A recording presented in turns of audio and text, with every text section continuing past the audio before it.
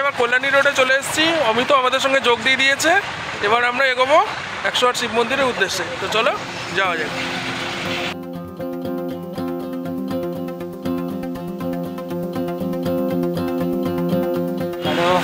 তো আমরা এখানে চা খেতে দাঁড়ালাম, বাইক বার করতে আসতো। এখন অমিত বাইক বার করছে, এখান থেকে বেরোবো। চা আবার একদম চা খাওয়া কমপ্লিট। পিছনে দেখতে পাচ্ছি ঈশ্বরগুপ্ত ব্রিজটা, এই চায়ের দোকান। কিন্তু পিছনে ঈশ্বরগুপ্ত ব্রিজটা, কল্যাণীতে রয়েছি। এখনও আমাদের 40 কিলোমিটার বাকি। তো আবার যাত্রা শুরু করছি। চলো শুরু করে চলো।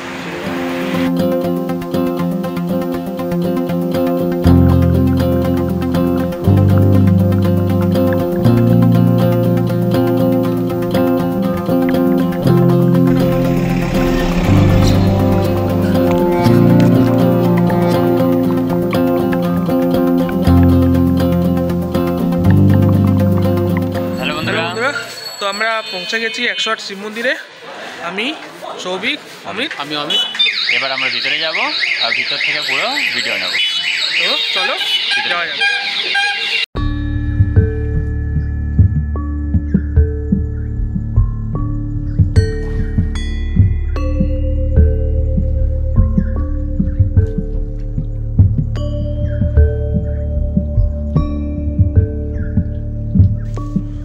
বন্ধুরা, আমরা এখন রয়েছি কালনা 108 শিব মন্দিরে।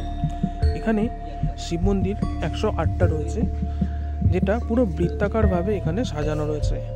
বাইরের বৃত্তে যেটা দেখছো, এই বাইরের বৃত্তে 74টা শিব মন্দির, আর এই যে ভেতরের বৃত্তটা রয়েছে, এই ভেতরের বৃত্তে 34টা শিব মন্দির রয়েছে।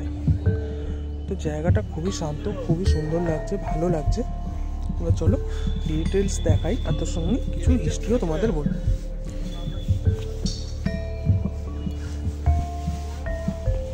এখন রয়েছি এই 108 শিব মন্দিরে। এখানে এই যে মন্দিরগুলো রয়েছে, বাইরের দিকটা কিন্তু এগুলো সব 74টা মন্দির রয়েছে, আর ভেতরে সার্কেলটা দেখতে পাচ্ছি, এখানে তোমার রয়েছে 34টা মন্দির। তো আমরা এখন এই বাইরের জায়গাটা ঘুরছি। এখানে এই যে কাজগুলো রয়েছে, এগুলো কিন্তু সব টেরাকোটার কাজ করা। তোমাদের একটু দেখাই ডিটেলসটা। দেখো, এগুলো কিন্তু সব টেরাকোটার কাজ করা, কিন্তু কালের নিয়মে ধীরে ধীরে অনেক ক্ষয় হয়ে গেছে, যার জন্য এখন একটু ভাঙাচোরা মনে হচ্ছে। কিন্তু জায়গাটা কিন্তু অসাধারণ, এর ইতিহাস রয়েছে। বন্ধুরা, এই যে মন্দিরগুলো রয়েছে, এই মন্দিরটা তৈরি করেছিল রাজা তেজচন্দ্র বাহাদুর 1809 সালে। তো এখানে প্রত্যেকটা শিব মন্দিরের মধ্যে বাবা ভোলানাথের বিগ্রহ রয়েছে, যেটা একটা সাদা আর একটা কালো, এইভাবে অল্টারনেটে দেওয়া রয়েছে। তো এখানে শিব মন্দিরের প্রত্যেকটাতেই কিন্তু টেরাকোটার কাজ রয়েছে। দেখো এখানে দেখতে পাচ্ছ, এখানে কাজগুলো কিন্তু ওরা মাটির কাজ, মানে টেরাকোটার কাজ। দেখো একটা সাদা, প্রথমটা আমরা দেখলাম সাদা, তারপরেরটা এখানে শিব মন্দিরে যে বিগ্রহ রয়েছে সেটা কালো। প্রত্যেকটা শিব মন্দিরে কিন্তু এরকম টেরাকোটার কাজ করা, পুরানো দিনের। কিছু কিছু জায়গায় একটুখানি ড্যামেজ হয়েছে, বাট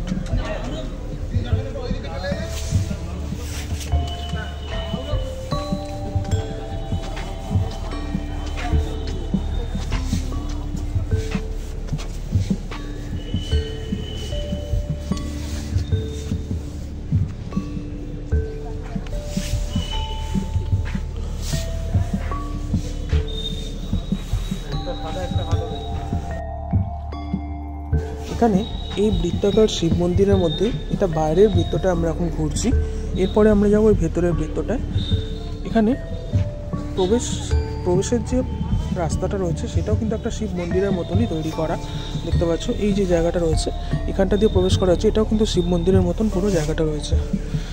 আর এই গোলটা রয়েছে, এখানে কিন্তু 34টা শিব মন্দির রয়েছে। খালি জায়গাটা হাঁটছি, একটা বালি পর্যন্ত পাঠিয়েছে, এত পরিষ্কার। হ্যাঁ, খুব সুন্দর, পরিষ্কার পরিচ্ছন্ন, মেনটেন্যান্স খুব ভালো।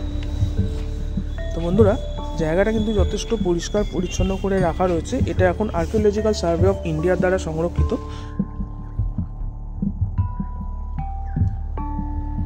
আমরা একটা এন্ট্রি দিয়ে ঢুকলাম, ওই সামনে দেখতে পাচ্ছ ওই একটা এন্ট্রি রয়েছে।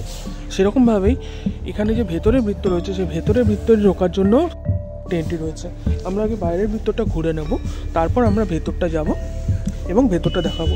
এই ভেতরে মাঝখানে একটা কুয়ো রয়েছে, সেই কুয়ো থেকে জল তুলে কিন্তু এখানে ভোলানাথের পুজো করা হয়। জায়গাটা অনেক প্রাচীন, যে এটা 1809 সালে তৈরি করা হয়েছিল, মানে 200 বছর ওভার হয়ে গেছে। তো জায়গাটা খুবই সুন্দর, ভালো লাগছে, এর ইতিহাসও রয়েছে। প্রত্যেকটা মন্দিরে যেমন একটা সাদা একটা কালো, হ্যাঁ, প্রত্যেকটা মন্দিরেই একটা করে সাদা শিবমূর্তি মানে শিবলিঙ্গ রয়েছে, আর একটা করে কালো শিবলিঙ্গ রয়েছে। আর এইখানটা ওঠার জন্য এরকম সিঁড়ির মতন করা রয়েছে, যাতে দর্শনার্থীরা এখানে উঠতে পারে। আর এই ভেতরের বৃত্ত আর বাইরের বৃত্তর মাঝখানে এই বাগানটা রয়েছে, যেটা সুন্দরভাবে সজ্জিত।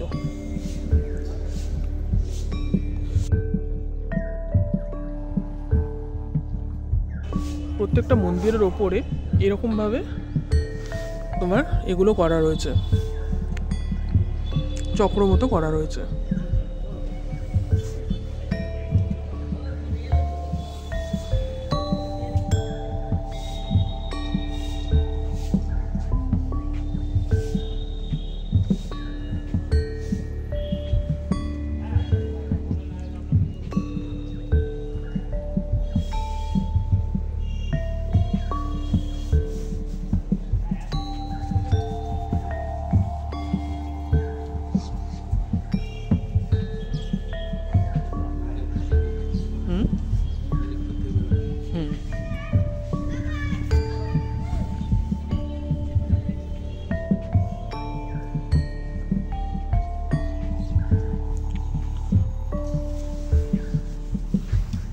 তোমাদের একটু ডিটেলসটা দেখাই।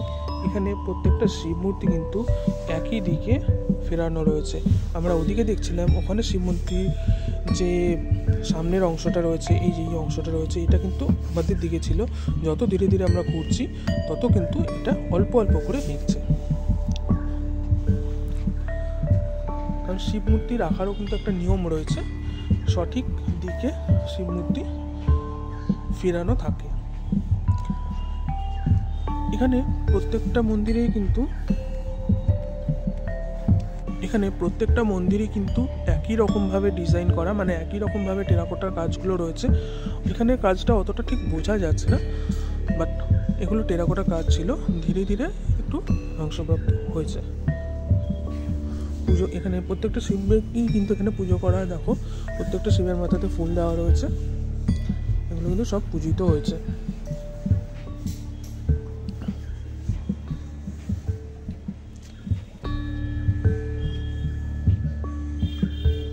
আমরা ঘুরতে ঘুরতে আবার সেই আগের জায়গায় এসে পৌঁছাচ্ছি।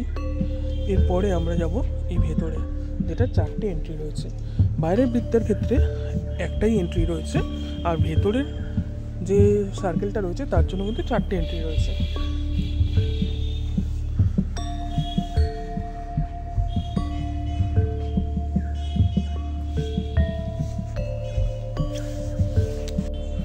এখানে গার্ড বললেন যে হাতে স্টিক নিয়ে রেকর্ড করা যাবে না, হাতে মোবাইল নিয়ে রেকর্ড করতে পারবে। তো লজিকটা ঠিক বুঝতে পারলাম না, যাই হোক, যা বললেন সেটা মেনে চলা উচিত। দেখো, যেমন ওখানে দেখাচ্ছিলাম, শিব মূর্তিগুলো কিন্তু যে অ্যাঙ্গেলগুলো এখানে কিন্তু ঠিক উল্টো দিকে রয়ে গেছে। তো এই হচ্ছে বাইরের সার্কেলটা। এবার আমরা ভেতরের সার্কেলে যাব। আমরা ভেতরের সার্কেলের কাছে চলে এসেছি। তো এই হচ্ছে পুরো 108 শিব মন্দির কালনা।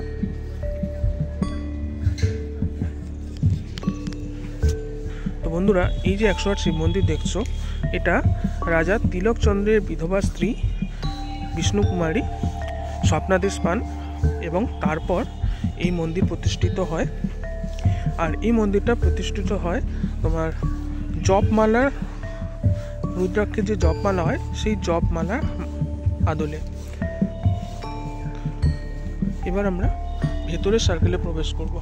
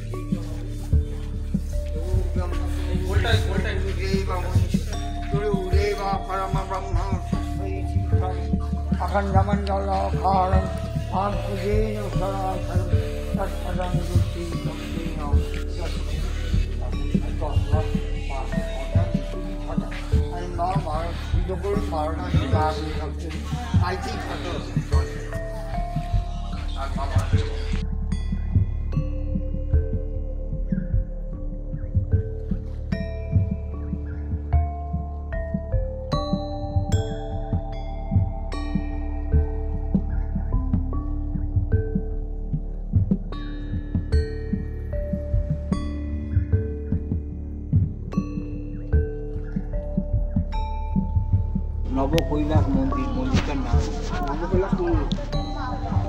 এবার আপনি ওইখানটা দাঁড়ালে চারদিকে আপনার শিব দেখতে পাবেন। যে কোনো একটা জায়গায় দাঁড়ালেই আপনি ওই চারদিকে আপনার পেছনে সামনে দুপাশে সব জায়গাতেই শিব দেখবেন। শিব ছাড়া আর অন্য কিছু দেখবেন। বুঝতে পেরেছেন? ওই কুণ্ডটা হচ্ছে শিব কুণ্ড, ওইটা সেন্টার জায়গাটা দাঁড়ালে আপনি ভেতরে 34টা আর বাইরের দিকে 36টা একসঙ্গে দেখতে পাবেন। আচ্ছা, 36টা দেখতে পাবেন। 36টা, হ্যাঁ, বাইরে দুটো দেখা যাচ্ছে। বাইরে দুটো দেখা যাবে আর ভেতরে আপনি একটা জায়গায় দাঁড়ান। আর এটা যখন স্যাটেলাইট থেকে বা মহাকাশ থেকে তুলেছি পদ্ম ফুলের মতন লাগে। নেটে দেখেছি। হ্যাঁ, পদ্ম ফুলের মতন লাগে। আচ্ছা, এই প্রত্যেকটা শিবটাগুলো যে এইগুলো এবার পাই আর স্কোয়ারের ফর্মুলাটা মনে আছে আপনার? পাই আর স্কোয়ার, হ্যাঁ 360 ডিগ্রি। এবার 60 ডিগ্রি, এবার 36টা শিব আছে, হ্যাঁ 36টা মন্দির আছে ভেতরে। তাহলে এবার কত ডিগ্রি করে ঘুরছে? আমি हाँ 10 डिग्री করে 10 ঘুরে डिग्री করে घूरते। ये समाप्ति दक्षिण है। आप सब लोग जो खड़ा है प्रणाम कीजिए। जो जो खड़ा है सब खड़ा है।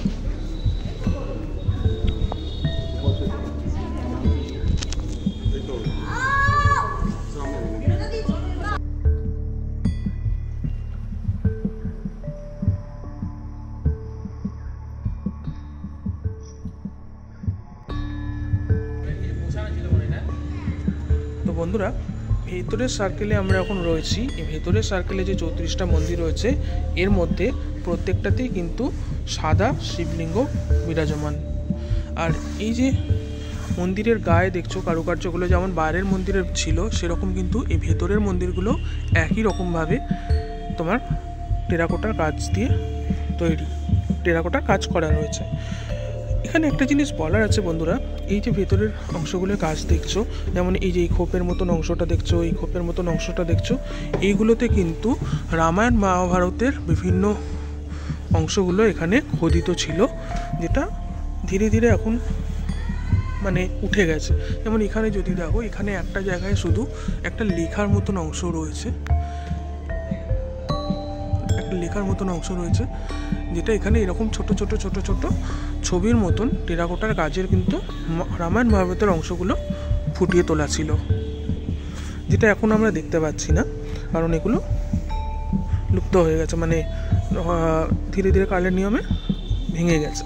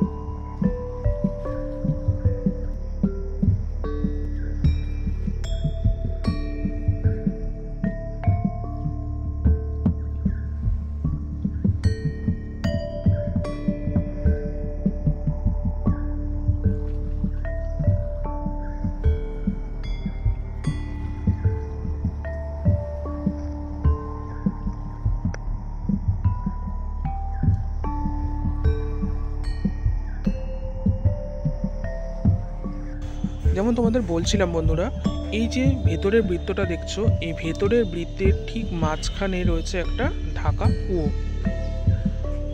এটা ঢাকা রয়েছে, কিন্তু পুজোর সময় এখান থেকে জল সংগ্রহ করে কিন্তু ভগবানের, বাবা ভোলানাথের পুজো করা হয়।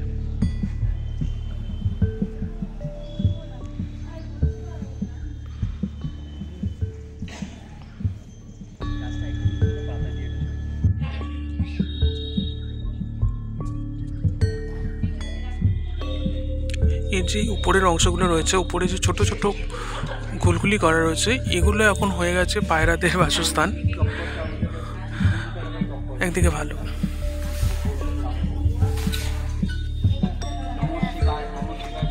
এই প্রত্যেকটা মন্দিরের উপরে কিন্তু ওরকম ছোট ছোট অংশগুলো রয়েছে, যেখানে পায়রারা এখন থাকছে।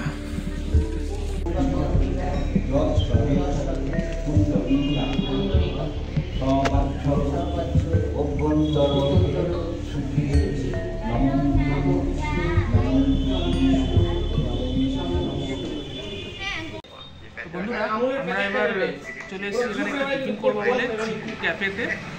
একটু দেখাচ্ছি ক্যাফেটা। আমরা এখন এখানে টিফিন করতে চলে এসেছি 108 শিব মন্দিরের ঠিক উল্টো দিকে চিকু ক্যাফে। এই হচ্ছে চিকু ক্যাফের মেনু। এখানে খুবই কম খরচে ভালো মতন আপনারা খাওয়া দাওয়া করতে পারবেন।